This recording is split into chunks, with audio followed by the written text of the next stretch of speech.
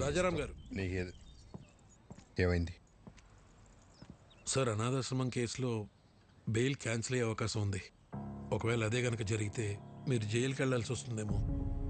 ఏమండి, మీరు ఒకసారి వెళ్ళి జడ్జి గారిని కలిసి రండి. పదండి లాయర్ గారు.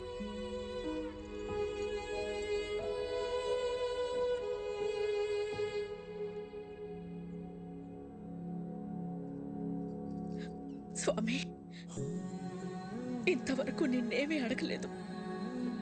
ఇప్పుడు అడుగుతున్నాను. చెయ్యని తప్పుకు ఆయన దోషిగా నిలబడకుండా చూడు.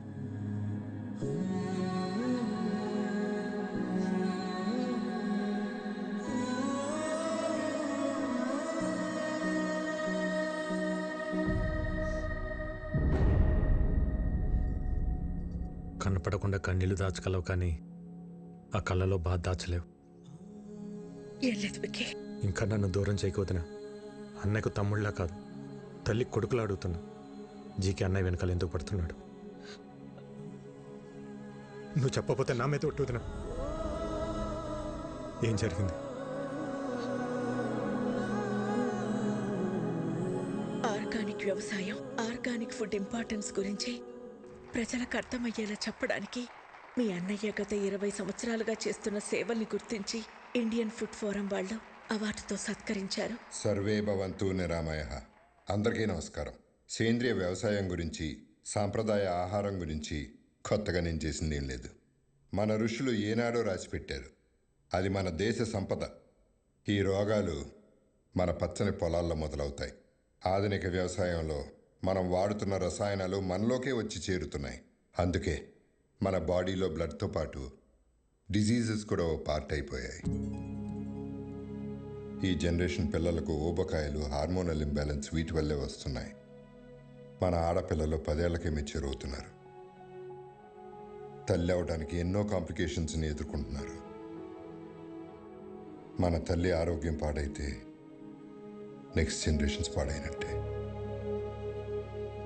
స్వచ్ఛమైన ఆహారం, మంచి బంధాలు ఈ రెండే మనిషిని కాపాడతాయి. సర్వే జనా సుఖినో భవంతు. రాజారాం గారికి ఇండియన్ ఫుడ్ ఫోరం తరపున the best healthy food award ఇచ్చి సత్కరించుకోవడం మనందరి అదృష్టం. సరిగ్గా అదే సమయంలో ఎక్స్పోర్ట్కే కాదు, ఇండియాలో కూడా మ్యానుఫ్యాక్చర్ చేయకుండా ఉండాలని రికమెండ్ చేస్తున్నాను. మీ అన్నయ్య ఇచ్చిన రిపోర్టు వల్ల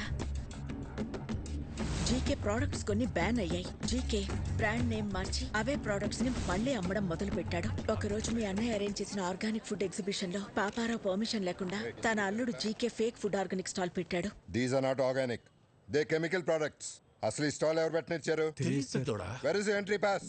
రాజారాం ఒక్క నిమిషం లేటుగా వచ్చేసరికి అబ్బాబ్బాబ్బా.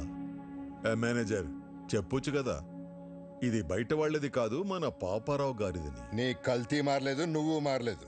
జీకే బ్రాండ్స్ నీలా నాలా కాదు, ఇంటర్నేషనల్. మీ అన్నయ్య జీకే ప్రోడక్ట్స్ లో ఉన్న కల్తీని మీడియా ముందు బయట పెట్టారు. పర్మిట్ చేసిన కెమికల్స్ ని ఎక్కువ మోతాదులో కలుపుతున్నారు. ఈ జీకే ఫుడ్స్ వల్ల ఎంతో మంది జీవితాలు కోల్పోతున్నారు. GK foods are dangerous. Say no to GK foods. Eat food, not chemicals. GK foods are bad. మీ అన్నయ్య ఇచ్చిన స్టేట్మెంట్ వల్ల జీకే షేర్స్ పడిపోయాయి. జీకే గ్రూప్ తో ఇంటర్నేషనల్ కొలాబరేషన్స్ ఆగిపోయాయి. ఎవిడెన్స్ నా దగ్గర ఉన్నాయి అన్న మీ అన్నయ్య మాటతో జీకేలో భయం మొదలైంది. దాంతో పాపారావుని హోటల్ మీదకి పంపించి మీ అన్నయ్యని బెదిరించాడు. భోజనం చేసే వాళ్ళని ఇలా అర్ధాకలతో లేపడం సంస్కారం కాదని నీకు తెలీదా? చూడు, మర్యాదగా జీకే ఫుడ్స్ గురించి నువ్వు ఇచ్చిన స్టేట్మెంట్ ను మాకొచ్చిన రాంగ్ ఇన్ఫర్మేషన్ వల్ల ఇచ్చానని ఒప్పుకుని మీడియా ముందుకెళ్ళి జీకే ఫుడ్ ఈజ్ గుడ్ అని ఒక్క మాట చెప్పే, లేకపోతే చాలా కోల్పోతా. నేనెన్ని కోల్పోయినా నీ అల్లుడి విషయాన్ని మంచి ఫుడ్ అని ఎప్పటికీ చెప్పను. జనానికి జీకే విషమమ్ముతున్నాడని నువ్వు బాగానే తెలుసుకున్నావు, కానీ జీకేలో ఎంత విషముందో ముందు ముందు తెలుసుకుంటా. ఆ టైంలోనే జనని పెళ్లి కుదిరింది. ఇంట్లో ఏ శుభకార్యం జరిగినా మన సుఖీభవ హోటల్ నుంచి అనాథాశ్రమానికి భోజనం పంపించడం మా ఆనవాయితీ. అలా పంపించిన భోజనం తిన్న పిల్లలు తీవ్ర అస్వస్థతకి గురయ్యారు. ఎలా జరిగిందో తెలియదు కానీ ఫుడ్ పాయిజనింగ్ జరిగింది. Sister increase oxygen line. Okay sir.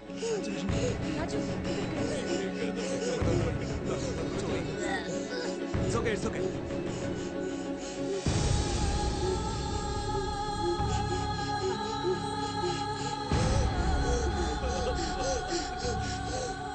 ఆ కారణం చూపించి అధికారులతో కుమ్మక్కై సుఖీభవ హోటల్స్ అన్నిటి మీద రైడ్ చేయించి నకిలీ సరుకులు తనే పెట్టించి సుఖీభవ హోటల్స్ మూతపడేలా చేశాడు.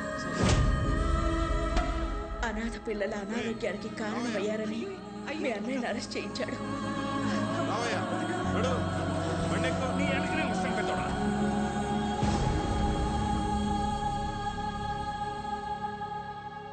బెయిల్ మీద బయటకొచ్చిన మీ అన్నయ్యని బాధగా ఉంది కదా. నువ్వు నీ మాట వెనక్కి తీసుకోకపోయినా, నీ దగ్గర ఉన్న ఎవిడెన్స్లు ఇవ్వకపోయినా ఈ బాధ నీతో ఆగదు.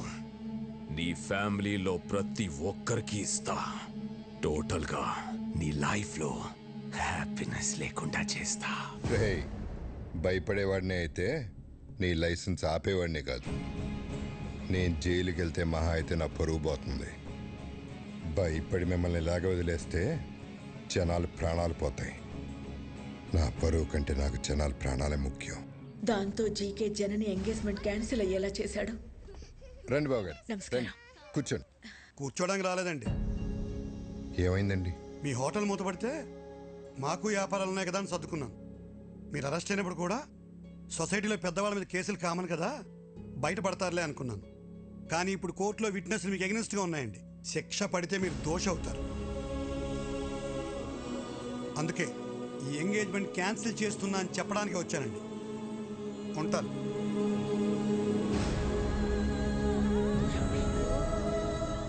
అన్యాయంగా వాడు పెట్టిన తప్పుడు కేసుల నుంచి బయటపడడానికి మీ అన్నయ్య ఒంటరి పోరాటం చేస్తున్న టైంలో నువ్వు వచ్చావు.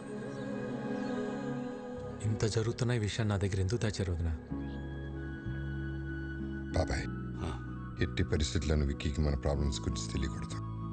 ఎంతకాలం మనకు దూరంగా ఉండి వాడు ఎన్ని కష్టాలు పడ్డాడో, ఇప్పుడు మన కష్టాలు చెప్పి వాడిని బాధ పెట్టకూడదు. వాడు ఇక్కడ ఉన్నంతకాలం మనందరం సంతోషంగా కనపడాలి. మీ అందరిలో నాకు కనిపించిన సంతోషం నిజం అవ్వాలి. అది నిజం చేస్తా. కానీ ఈ విషయం నాకు చెప్పినట్టు అన్నయ్యకి తెలియకూడదు వదినా.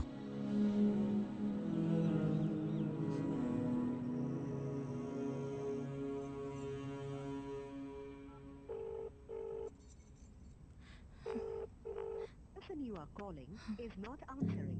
Please call again later. The person you are calling is not answering. Please call again. Phone lift చేయడు.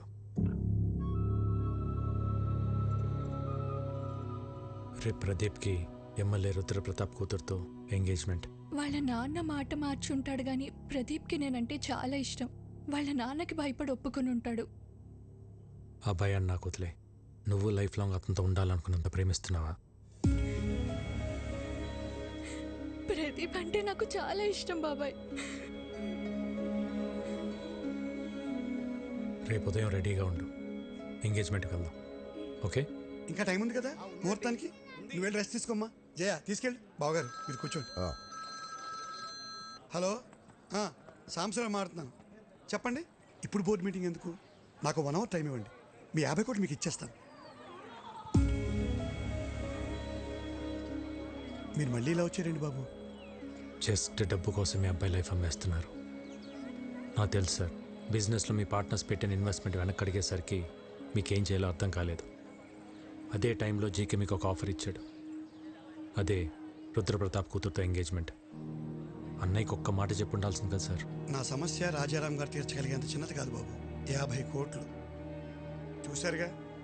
50 కోట్లు అనేసరికి మీరు ఆలోచనలో పడ్డారు. ముహూర్తానికి టైం అవుతుంది, బయలుదేరండి. ఆడికి ఎలా రాసి పెట్టుంటే అలాగే అవుతుంది.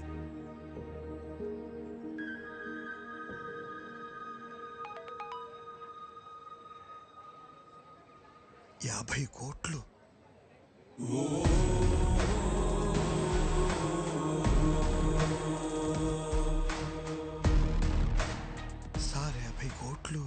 సార్ అమౌంట్ వచ్చింది, మీ ప్రాబ్లం తీరింది. ఇక డీటెయిల్స్ ఎందుకు? బాబు టైం అవుతోంది, రండి లోపలికి. ఇక్కడ డబ్బు ఓకే, అక్కడ రుద్రప్రతాపు. నేను చూసుకుంటాను.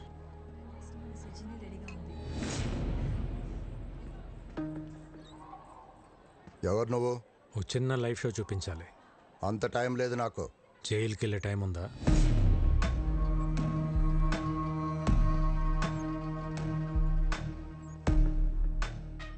సిబిఐ ఆఫీస్లో నా మనిషి ఉన్నాడు. వాడి చేతిలో పెన్ డ్రైవ్ ఉంది. అయితే అందులో కొన్ని నిజాలున్నాయి. నీ బినామీ కంపెనీ పేర్ల మీద మెడిసిన్స్ అని చెప్పి కలకటా పోర్ట్ నుంచి డ్రగ్స్ ఎక్స్పోర్ట్ చేస్తున్నావు అంట కదా.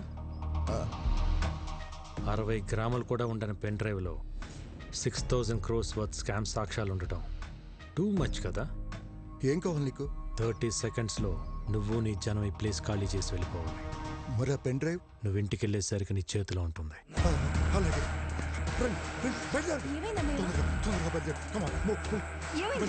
మీరు ఒక చిన్న హెల్ప్ చేసి పెట్టాలి సార్. తప్పకుండా చేస్తాను బాబు. ఏ ఎంగేజ్మెంట్ అయితే మీరు ఆపారో అదే జరుగుతుందని అన్నయ్య ఫోన్ చేసి చెప్తే బాగుంటుంది. ఇప్పుడే ఫోన్ చేసి చెప్తాను. Thank you.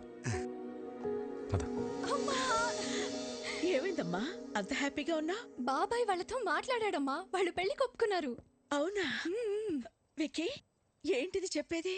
నిజమే వదినా. ఏం మ్యాజిక్ చేసావయ్యా? నిజంగానే మ్యాజిక్ అమ్మా. సింగిల్ క్లిక్ లో 50 కోట్లు. 50 కోట్ల? వాళ్ళు 2 రోజులు ఎంగేజ్మెంట్ పెట్టుకోమని ఫోన్ చేశారు. ఏదో తప్పైపోయింది, ఎంగేజ్మెంట్ పెట్టుకోమని చెప్పారు. 2 days టైం ఉంది. షాపింగ్ చేయాలి, బంధువులు పిలవాలి, ఇంకా చాలా పనులు. అవుతుందో లేదో మరి. నాదొక చిన్న రిక్వెస్ట్. ఏంట్రా? ఎలానో ఇంట్లో పెళ్లి కదా, భైరవి వాళ్ళ ఫ్యామిలీని కూడా పిలుద్దామా? పిలవాలా, పెళ్లి కూడా చేయాలా? 1+1 ఆఫరా? నువ్వు ఆపరా, పోరా. నువ్వు పిలు విక్కీ, ఇందులో అడిగేదే ఉంది. థ్యాంక్స్ వదినా.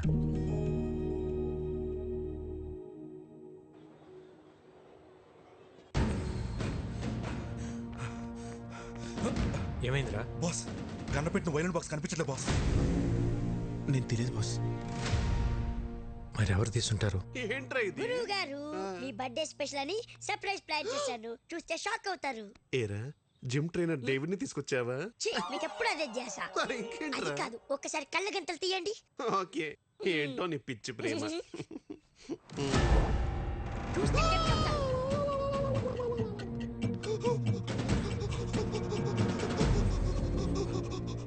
ఏం సావిత్రి, సిగ్గుపడతావు ఏంటి? వాయించు. నా టెన్షన్ మీకు సిగ్గులాగా ఉందా అండి? ఏం పర్లేదు, వాయించు. ఇది వాయిస్తే నా ఫింగర్ ప్రింట్స్ పడతాయండి. ఫింగర్ ప్రింట్స్ పట్టాను కదా, నా గన్నా కత్తా? ఏమండి, మీ క్వశ్చన్ లోనే ఆన్సర్ ఉందండి రాజారాం గారు. ఇది వాయిస్తే నా నెక్స్ట్ బర్త్డే ఉండదు సార్, ప్లీజ్ కన్సిడర్. అదేంటి గురువు గారు, చిన్నప్పటి నుండి మీ డ్రీమ్ కదా. ఆ డ్రీమ్ మొన్న ఘామనప్పుడే పోయింది నా దరిద్రుడా. అయినా ఇది విక్కీ గారి పర్సనల్ అండి. ఆయన పర్మిషన్ లేకుండా వాయించడం ఇల్లీగల్, ఐ మీన్ అనెథికల్. విక్కీకి నేను చెప్తా గానీ, హే పురుషోత్తం, ఆ వైలెన్ తీసివు. బాస్, గన్ను వాళ్ళు కంటపడితే కొంపరటిపోతే బాస్. బాస్ బాస్ ఎదురు చేయను బాస్. వద్దండి, నేను చెప్తున్నాను, వద్దండి ప్లీజ్. వద్దండి, వద్దండి, వద్దండి బాబు. ఎవడే వద్దండి, వద్దండి, వద్దండి.